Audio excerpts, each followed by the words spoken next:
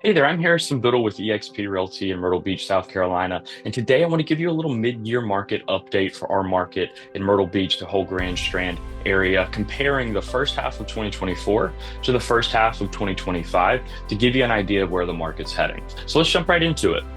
In 2024, between January 1st and June 30th, 2025, that is the date range for all of the numbers that I will present today, we had 9,250 approximately closed sales in our MLS. Whereas in 2025, that number decreased to about 8,850. That's not the only thing that decreased there as well. The average price did as well by only 5,000 from 378 in 2024 to 373 in 2025. And while it's not a big drop, it's still something to keep in mind.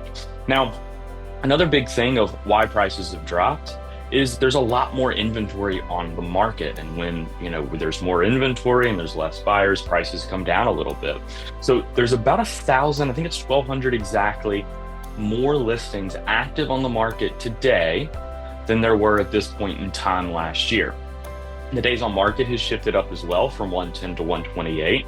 Condos specifically from 102 to 134 on average days on market. Now, I want to talk a little bit about condos specifically because we've seen a very, very big increase in inventory and days on market, and stats around the condo market aren't great right now.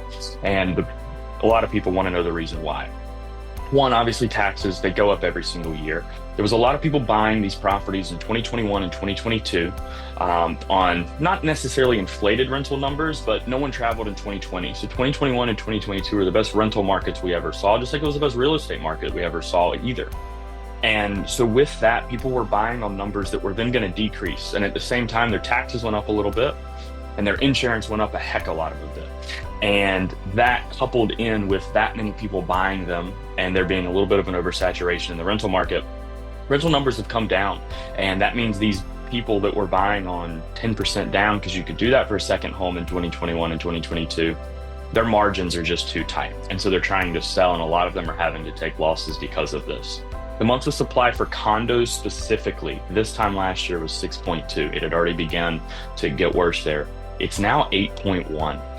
The average supply overall went from 4.7 to 5.7. Not that big of a difference because the single family homes went up less than a whole month. They went from 3.9 in 2024 to 4.5 in 2025 as of July 1st. Now, what does all of this mean and what's driving all of this? I think we all know that it's rates, right? Interest rates are up and they have been up for a while. And now if you look historically, they're not the worst interest rates we've ever seen, but coming off the back of 3% interest rates, it feels like it's a lot higher. And whether you like it or not, buyer sentiment drives the market a ton.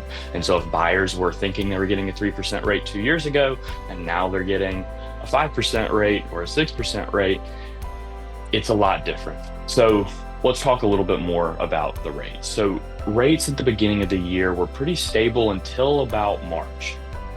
In March, the Fed thought there was going to be some monetary policies changing with the change in presidencies.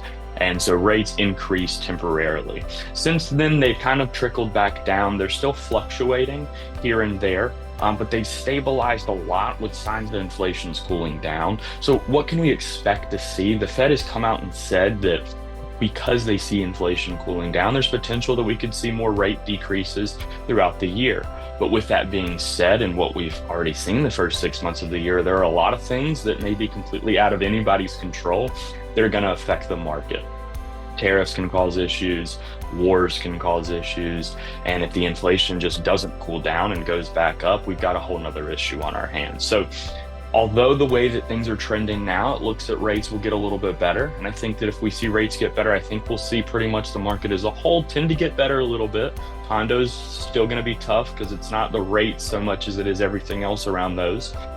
But the way things are trending is that the market should continue to get better this year, and into 2026, we hope to see it get even better. But again, there's a lot of uncertainty truly around what could and can't happen that we're not in control over that could change some things. But if you have any questions, if you're wondering how these numbers and all of this going on in the economy affects you and your situation, don't hesitate to reach out. Again, my name's Harrison Biddle. My number is 843-503-8407. Thank you so much.